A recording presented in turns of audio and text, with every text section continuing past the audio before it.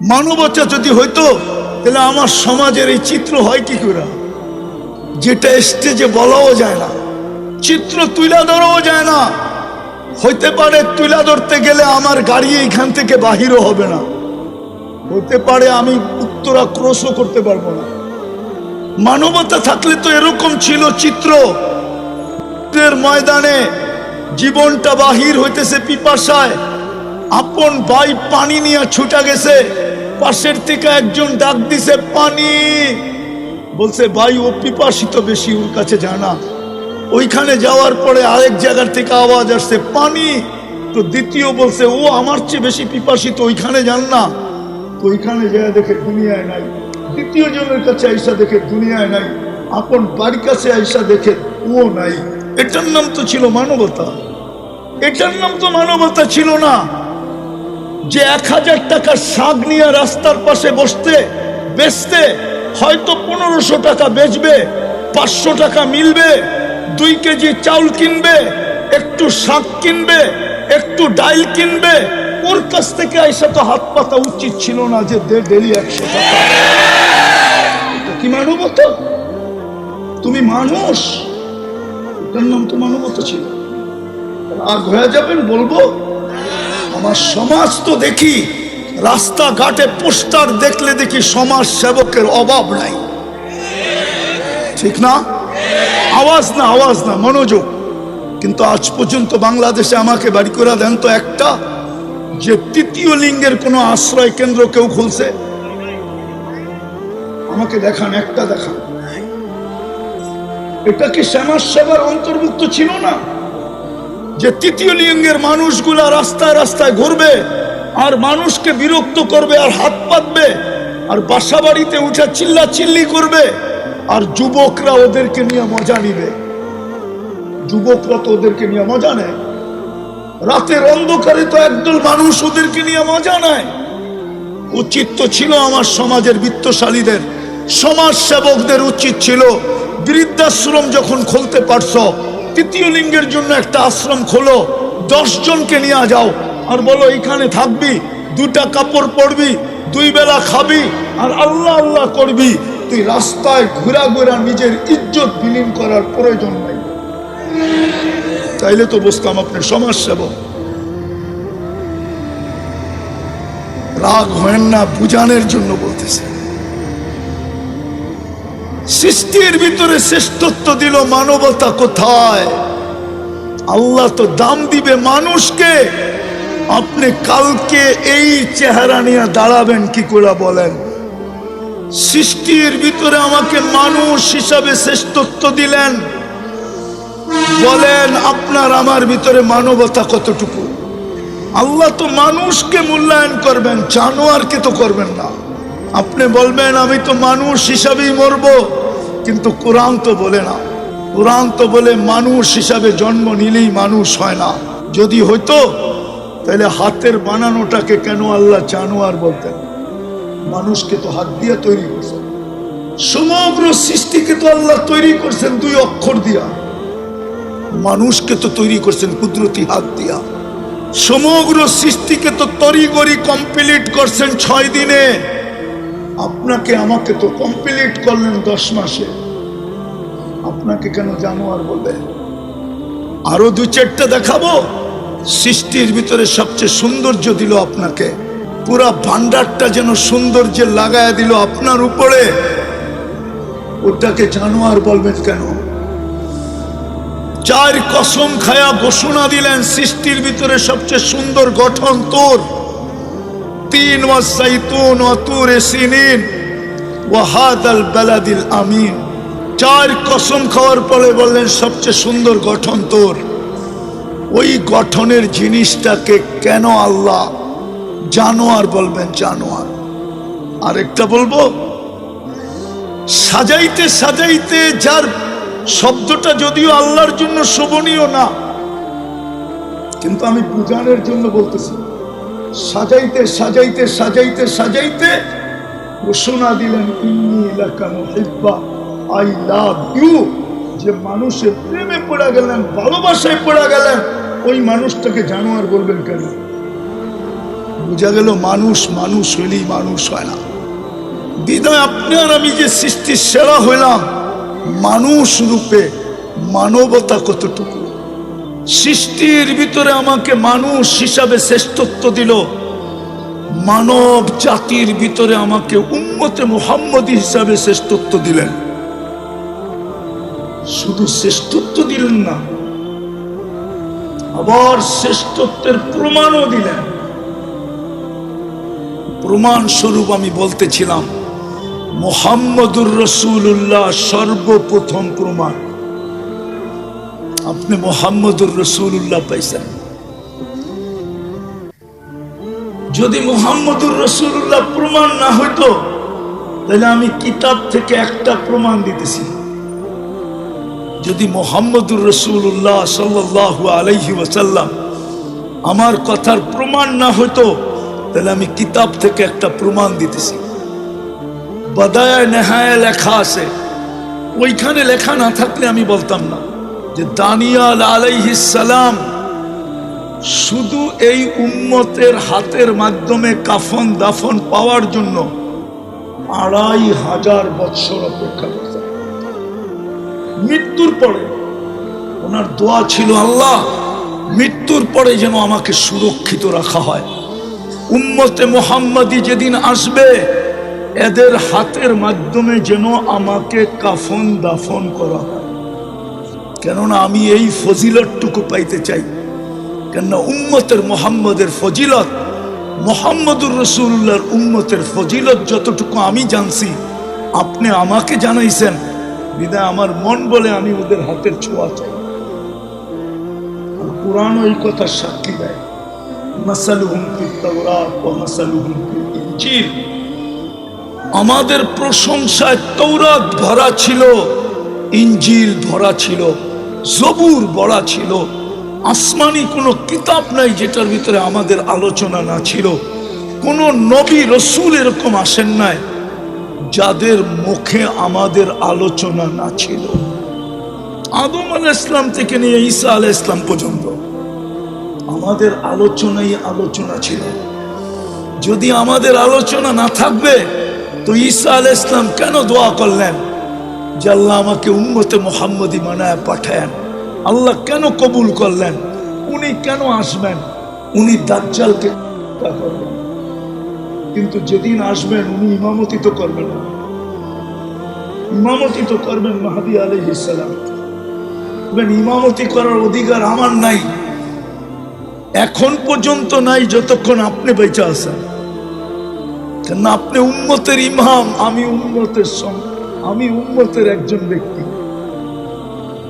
আপনার পরে যখন ইমামতি আমার কাছে আসবে তখন আমি ইমামতি করব, কিন্তু আজকে তো আপনি ইমাম।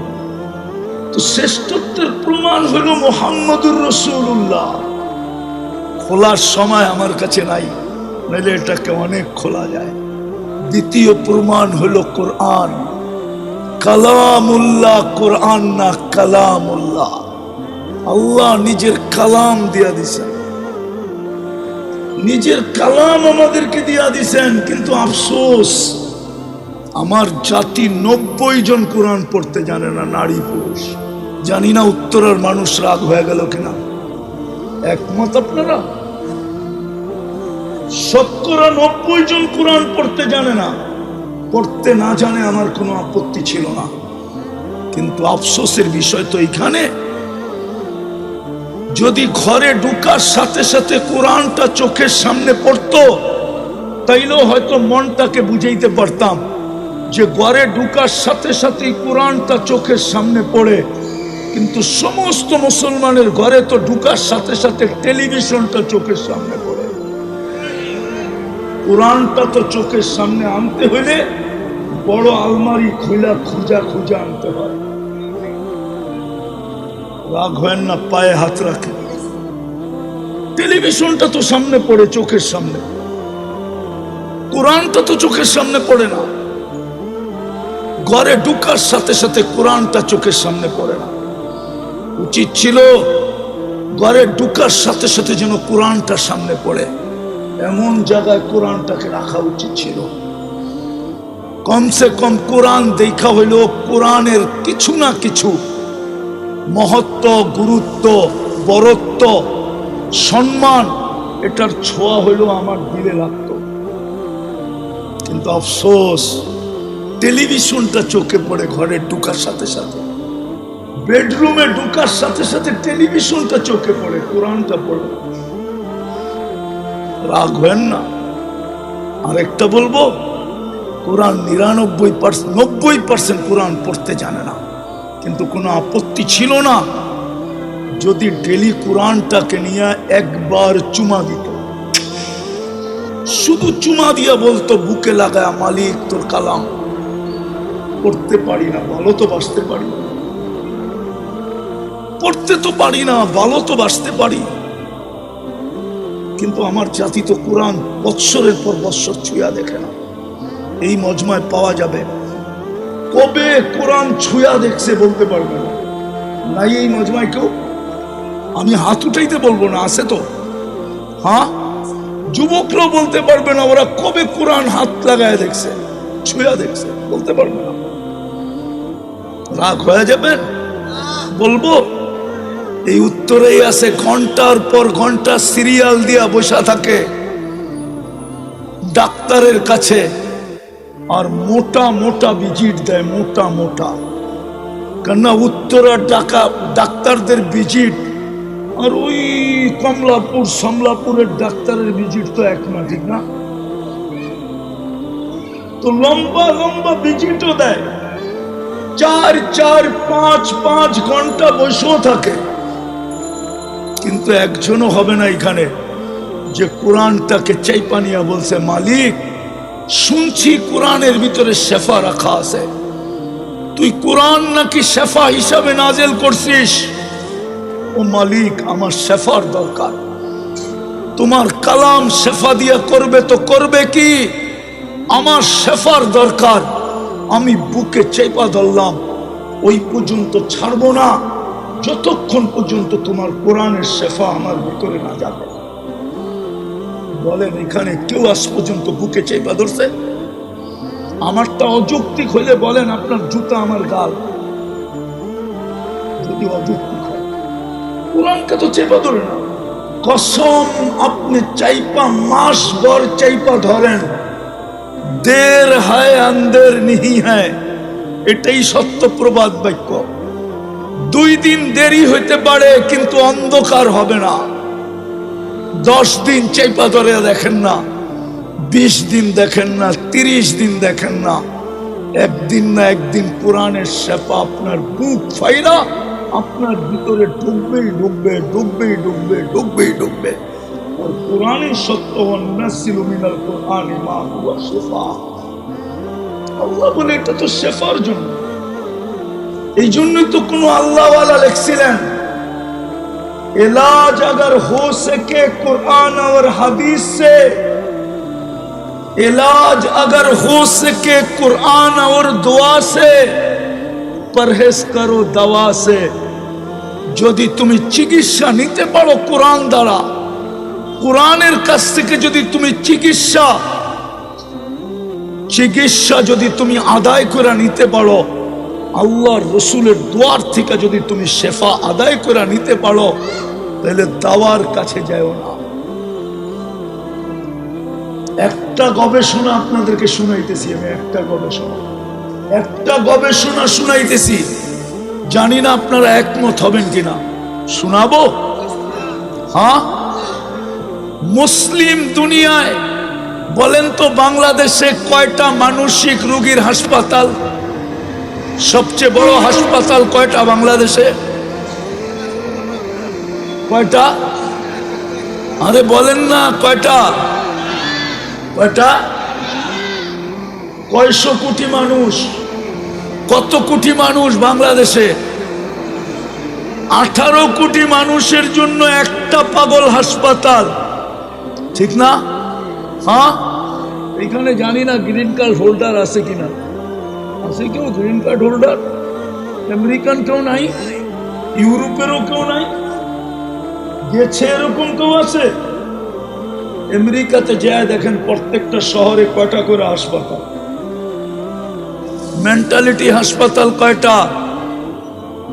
আমি প্রথম যখন অস্ট্রেলিয়া গেছি, প্রথম 2016-তে গেছি প্রথম, তারপরও গেছি অনেকবার, টানা গেছি 3-4 বছর। যাইতে হইতেছিল তাবলিগি কাজের কারণে। তো আমি যখন এয়ারপোর্ট থেকে বাহির হয়ে আমি জিজ্ঞাসা করছি যে তোমাদের এখানে মানসিক রোগীর হার কত? আপনি ফার্স্ট টাইম আসলেন, এটা জিজ্ঞাসা করলেন কেন? আমি বললাম আমি নামার পরে লোকগুলার অবস্থা দেখা আমার মনে হলো যদি আমার পড়া ভুল না হয়ে থাকে, এলমে কেহাফা যদি ভুল না হয়ে থাকে পড়া, তাইলে মনে হয় আমার ধারণা সঠিক হবে। আমার মনে হয় এখানে বড় পার্সেন্টেজের লোক মানসিক রোগী। বলতেছে 4 জনে 1 জন মানসিক রোগী। কয়জন?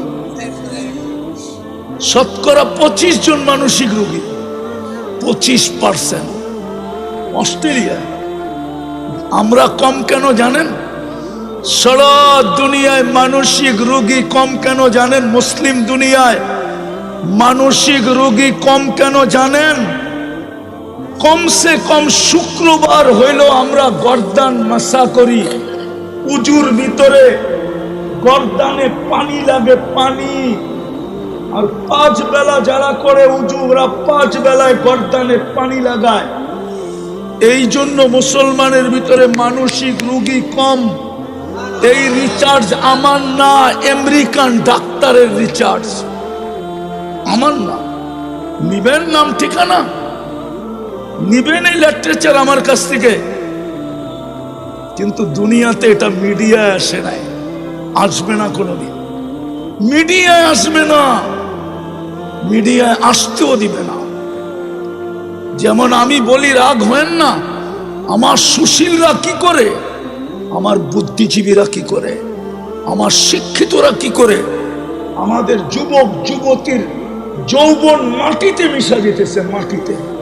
আমার সমাজের সুশীলরা কি করে, আমার সমাজের শিক্ষিতরা কি করে, আমার সমাজের বুদ্ধিজীবীরা কোথায়, আমার সমাজের ডাক্তাররা কোথায়? ওরা কেন এই যুবকদেরকে বলে না ইন্টারনেট ওদের যৌবনকে মাটিতে মিশায়া দিতেছে? একদিন তো আসবে ওরা বাসর রাত্রে ক্যাচ আউট হয়ে যাবে, বাসর রাত্রে ওদের উইকেট পড়া যাবে। যদি বাসর রাত্র না পড়লো 2 বছর টিকবে, 2 বছর পরে শেষ। আমার সমাজে পরকীয়ার তুফান চলতেছে কেন?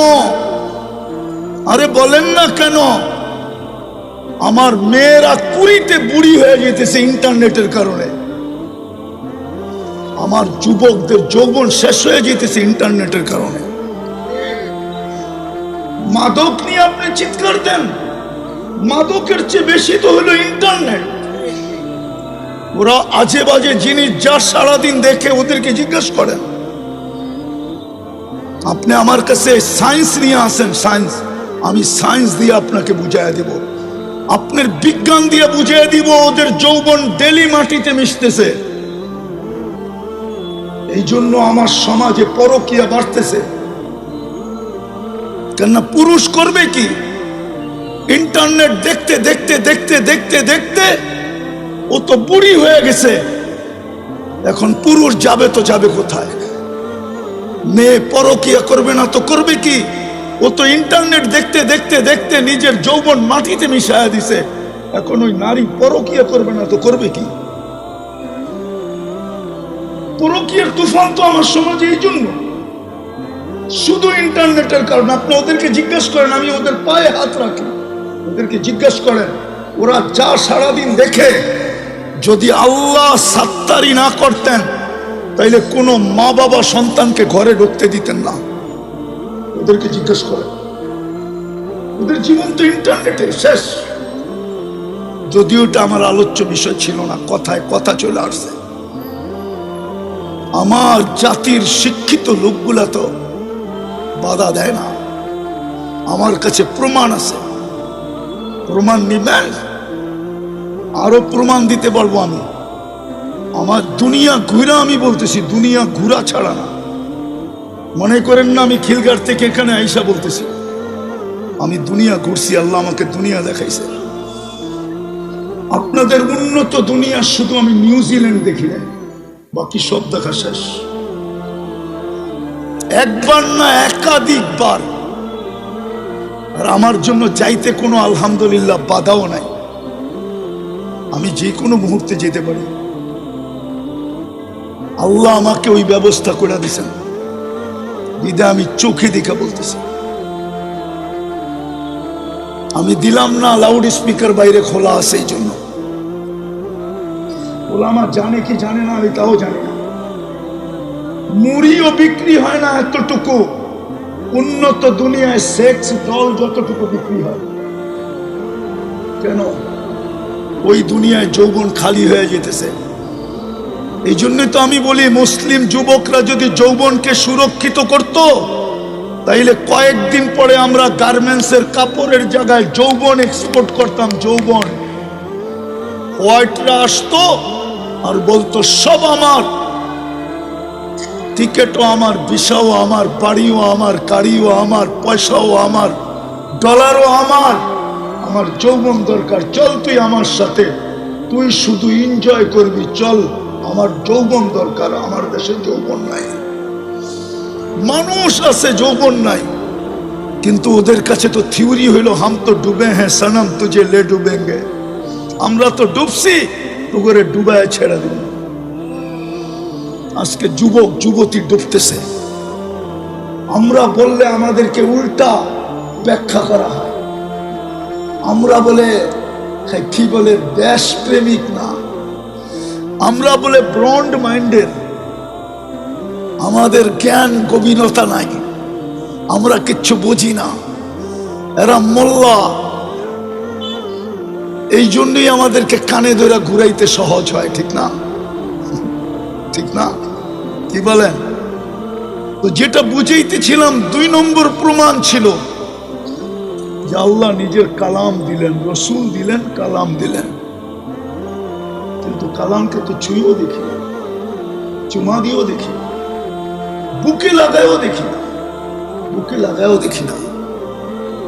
আরো শ্রেষ্ঠত্বের প্রমাণ দেওয়া যায়।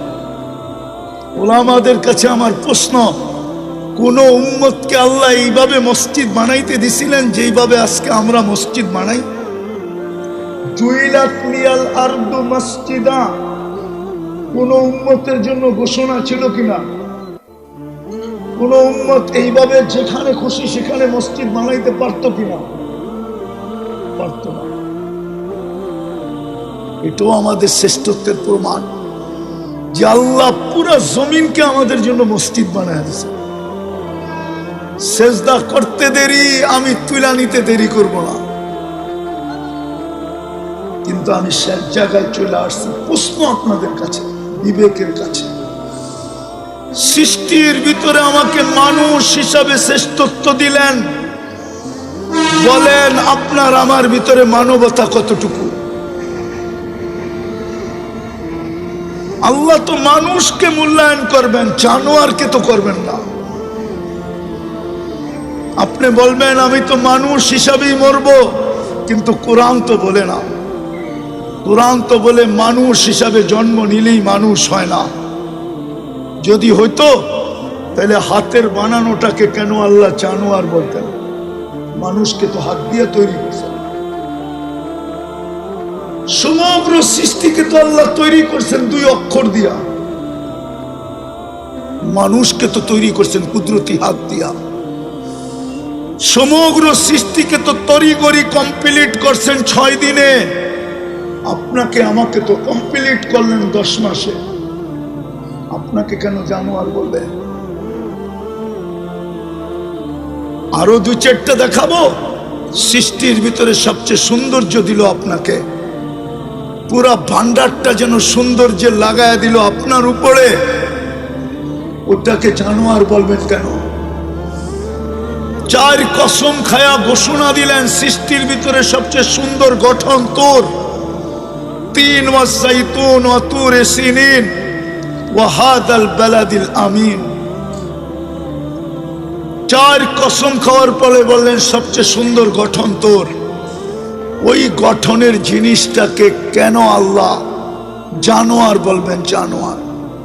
আরেকটা বলবো, সাজাইতে সাজাইতে, যার শব্দটা যদিও আল্লাহর জন্য শোভনীয় না, কিন্তু আমি বুঝানোর জন্য বলতেছি, সাজাইতে সাজাইতে সাজাইতে সাজাইতে ঘোষণা দিলেন ইন্নী লাকা মুহিব্বা, আই লাভ ইউ। যে মানুষের প্রেমে পড়ে গেলেন, ভালোবাসায় পড়ে গেলেন, ওই মানুষটাকে জানোয়ার বলবেন কেন? বোঝা গেল মানুষ মানুষ হইলেই মানুষ হয় না। বিদায় আপনার আমি যে সৃষ্টির সেরা হইলাম, মানুষ রূপে মানবতা কতটুকু? আপনি বলবেন মানবতা শিখবো কোথায়? তাইলে আপনারা কেন বলেন মানবতার দূত কে? হুজুররা বলো কে? আরে বলেন না, ছাত্ররা বলো না। মানবতার দূত তো হইল মুহাম্মাদুর রাসূলুল্লাহ। আপনার ভিতরে মানবতা কতটুকু? মানবতা যদি হইতো তাহলে আমার সমাজের এই চিত্র হয় কি করে, যেটা স্টেজে বলাও যায় না, চিত্র তুলে ধরাও যায় না। হইতে পারে তুলে ধরতে গেলে আমার গাড়ি এইখান থেকে বাহিরও হবে না, হইতে পারে আমি উত্তরা ক্রসও করতে পারবো না। আমার সমাজের চিত্র এরকম কেন হবে যদি মানবতা থাকে? মানবতা থাকলে তো এরকম ছিল চিত্র। এর ময়দানে জীবনটা বাহির হইতেছে পিপাসায়, আপন ভাই পানি নিয়ে ছুটা গেছে, পাশের থেকে একজন ডাক দিছে পানি। বলছে ভাই ও পিপাসিত বেশি, ওর কাছে জানা। ওইখানে যাওয়ার পরে আরেক জায়গার থেকে আওয়াজ আসছে পানি। তো দ্বিতীয় বলছে ও আমার চেয়ে বেশি পিপাসিত, ওইখানে যান না। তো ওইখানে যায় দেখে দুনিয়ায় নাই। দ্বিতীয় জনের কাছে আইসা দেখে দুনিয়ায় নাই। আপন বাড়ির কাছে আইসা দেখে ও নাই। এটার নাম তো ছিল মানবতা? এটার নাম তো মানবতা ছিল না। যে 1000 টাকার শাক নিয়ে রাস্তার পাশে বসতে বেচতে হয়তো 1500 টাকা বেচবে, 500 টাকা মিলবে, 2 কেজি চাউল কিনবে, একটু শাক কিনবে, একটু ডাইল কিনবে, ওর কাছ থেকে আইসা তো হাত পাতা উচিত ছিল না যে দে ডেলি 100 টাকা। এটা কি মানবতা? তুমি মানুষ, এটার নাম তো মানবতা ছিল।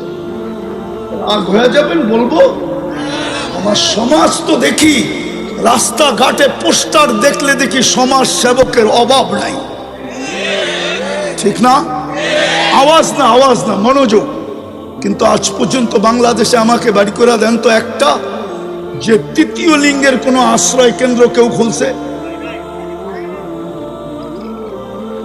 আমাকে দেখান, একটা দেখান। এটা কি সমাজ সেবার অন্তর্ভুক্ত ছিল না? যে তৃতীয় লিঙ্গের মানুষগুলা রাস্তায় রাস্তায় ঘুরবে আর মানুষকে বিরক্ত করবে আর হাত পাতবে আর বাসা বাড়িতে উঠে চিল্লা চিল্লি করবে, আর যুবকরা ওদেরকে নিয়ে মজা নিবে। যুবকরা তো ওদেরকে নিয়ে মজা নেয়, রাতের অন্ধকারে তো একদল মানুষ ওদেরকে নিয়ে মজা নেয়। উচিত তো ছিল আমার সমাজের বিত্তশালীদের, সমাজ সেবকদের উচিত ছিল বৃদ্ধাশ্রম যখন খুলতে পারছো, তৃতীয় লিঙ্গের জন্য একটা আশ্রম খোলো, 10 জনকে নিয়ে যাও আর বলো এইখানে থাকবি, 2টা কাপড় পরবি, 2 বেলা খাবি আর আল্লাহ আল্লাহ করবি। তুই রাস্তায় ঘোরা ঘোরা নিজের ইজ্জত বিলীন করার প্রয়োজন নেই। তাইলে তো বুঝতাম আপনি সমাজ সেবক। রাগ হয় না, বুঝানোর জন্য বলতেছি। সৃষ্টির ভিতরে শ্রেষ্ঠত্ব দিল, মানবতা কোথায়? আল্লাহ তো দাম দিবে মানুষকে। আপনি কালকে এই চেহারা নিয়ে দাঁড়াবেন কি করে বলেন? ওইখানে কোন কাজ চলবে বলেন? শেষ উম্মতে মুহাম্মাদি বানাইলেন, উম্মতে মুহাম্মাদি বানাইলেন, কিন্তু প্রমাণ দিলেন তোর চেয়ে বেশি ভালোবাসা। আগে বললাম না, 1 হাদিসই যথেষ্ট। কিন্তু বলেন ওই রসুলের রঙে রঙিন কতটুকু? কবরে যে প্রথম প্রশ্ন হবে, বলো এই ব্যক্তিকে চিনো কিনা? ও আমার জাতি কি জবাব দিবেন বলেন? দুনিয়াই শেষ। কোরআন তো আফসোস করে বলতেছে, আরাদিতুম বিল হায়াতিদ দুনিয়া, এই মাটি নিয়ে তোরা খুশি হয়ে গেলি, আর উত্তরার বাড়িঘর নিয়ে খুশি হয়ে গেলি, আর আজমপুরের ফ্ল্যাট নিয়ে খুশি হয়ে গেলি। আমি তো তোদের ঠিকানা নিজ কুদরতি হাতে বানাইছিলাম। এই উম্মতের জান্নাত তো আল্লাহ নিজের কুদরতি হাতে বানাইছেন। কোরআন বলে, ইয়াগফির লাকুম যুনুবাকুম ওয়া ইউদখিলকুম ফি জান্নাতিন তাজরি মিন তাহতিহাল আনহার ওয়া মাসাকিন তাইয়্যিবাতান ফি জান্নাতি আদন। জান্নাতে আদম তো আল্লাহ কুদরতি হাত দিয়ে বানাইছেন। জান্নাতে আদম তো এই উম্মতকে দেওয়ার জন্য আল্লাহ অঙ্গীকার করতেছেন। বিদায় আমাদের দুরবস্থা হবে না তো কার হবে? মাত্র তো হলুদ কার্ড, 21 তারিখ থেকে হলুদ কার্ড শুরু হয়েছে। শুক্রবার প্রথম হলুদ কার্ড, শনি রবি সোম মঙ্গল বুধ 3 দিন গ্যাপ ছিল, পরে আবার বৃহস্পতিবারে হলুদ কার্ড, আবার 6 দিন গ্যাপ ছিল, গত বৃহস্পতিবারও হলুদ কার্ড, কালকেও বৃহস্পতিবার আসতেছে। আসেন তওবা করি, নাইলে হইতে পারে লাল কার্ড দেখায় দিবে, লাল কার্ড। আপনি বলবেন আল্লাহর কি আমাদের প্রয়োজন নাই? নো, আপনার আমার প্রয়োজন আল্লাহর নাই। আপনি যদি ব্র্যান্ড চেঞ্জ করতে পারেন, ফার্নিচার চেঞ্জ করতে পারেন, এমনকি পশ্চিমা কালচার আইনা আপনি যদি হায় হায় ডব্লিউ চেঞ্জ করতে পারেন, মাঝে মাঝেই ডব্লিউ বোঝেন না মনে হয়, চেঞ্জ করতে পারেন, তো আল্লাহ কি উম্মত চেঞ্জ করতে পারে না? ওলামা তো বলবে 600 কোটি কাফের, আমিও বলি কাফের, কিন্তু আমি বলি এটা রিজার্ভে রাখা আছে। যেমন বাংলাদেশের সার্কুলেশন দেওয়া সৈনিকের সংখ্যা সবাই জানে, কিন্তু রিজার্ভে কত রাখা আছে এটা কেউ জানে না। কেননা রানিং সৈনিকের থেকে রিজার্ভের সৈনিক বেশি থাকে, এটা সব দেশের নিয়ম। আল্লাহ 600 কোটি রিজার্ভে রাখছে, আর বইলা দিছে ইয়াস্তাবদিল কওমান গায়রাকুম, তোমাদেরকে লাল কার্ড দেখায়া চেঞ্জ করে দিব, আর ওদেরকে আইনা তোমাদের জায়গায় বসায় দিব। ফালা ইয়াকুনু আমসালাকুম, তোমাদের মতো নিমক হারাম হবে না, তোমাদের মতো অকৃতজ্ঞ হবে না, তোমাদের মতো কপাল পোড়া হবে না, তোমাদের মতো হতবাগা হবে না, তোমাদের মতো নিকৃষ্ট হবে না। বিদায় আপনি মুহাম্মদুর রাসূলুল্লাহর রঙে কতটুকু রঙিন, এই জন্যই তো দুরবস্থা। চলেন আল্লাহর কাছে তওবা করি। এই উম্মতকে আল্লাহ সুযোগ দিছেন, অপেক্ষা করবেন হাত্তা ইউগারগির, কণ্ঠনালীতে রূহ আসার পূর্ব মুহূর্ত পর্যন্ত সারা দিন অপেক্ষা করেন, যে দিনের সূর্যের আলো দেখতে পাইল। সারা রাত্র অপেক্ষা করেন সে যে সূর্য ডুবা দেখতে পারল। রাজি? তওবা করতে রাজি? রাজি? কে কে রাজি? তাইলে বলেন আল্লাহ অতীত থেকে তওবা করলাম। বলেন বলেন বলেন বলেন বলেন। নামান আসেন, কমসে কম আসেন। ওলামাদের ছত্র ছায়া আইসা ওলামাদের দিক নির্দেশনায় ওলামা আপনাদেরকে কঠিন করবে না, সহজ করবে। আমি তো এই জন্য বলি, আমার জাতি যদি একটা কাজই করত তাইলেও তো মনকে বুঝাইতে পারতাম। যখনই ঘুমাইতে যায় তখনই যদি আমার জাতি আল্লাহর কাছে মাপ চায় ঘুমাইতো, যখনই ঘুমাইতে যায়। কেন হইতে পারে ঘুমাবে আর কোনোদিন উঠবে না, সুযোগ হাতের থেকে চলে যাবে, তওবা করার আর সুযোগ হবে না, মাপ চাওয়ার আর সুযোগ হবে না। বিধায় আমি তো যুবকদের পায়ে হাত দিয়া বলি, যুবক সারাদিন কি করলা আমার বিষয় না, আমার বিষয় হলো তুমি যখন ঘুমাইতে গেলা আল্লাহর কাছে মাপ চায় ঘুমাইলা কিনা। একটা কাজই যদি করত, দ্বিতীয় আরেকটা কাজই যদি আমার জাতি করত, আজান দিতে দেরি, ছুটা মসজিদে যেতে যদি দেরি না করত। কে ডাকতেছে? কে? আরে কে ডাকতেছে? আরে কে ডাকতেছে? আল্লাহ ডাকতেছে। আমি আপনি করে বলবো না, আমার জাতিকেই বলবো। মুরব্বীরা ডাকতে দেরি, বাংলাদেশের কোনার থেকে ছুটে আসতে দেরি করে না, ঠিক না? রাগ হয়ে গেলেন? হ্যাঁ, অথচ ঘরের পাশের থেকে দাঁড়ায় আল্লাহ ডাকে। মসজিদ বিলকুল ঘরের পাশে, ওখানে আল্লাহ ডাকে, 2 কদম দিয়ে যায়। অথচ মুরব্বীদের ডাকে বাংলাদেশের কোনার থেকে ছুটে আসে। তুই ছুটে গেছ আজ কোথায়? মুরব্বীরা ডাকছে। কে ডাকছে? বড়রা ডাকছে, মুরব্বীরা ডাকছে।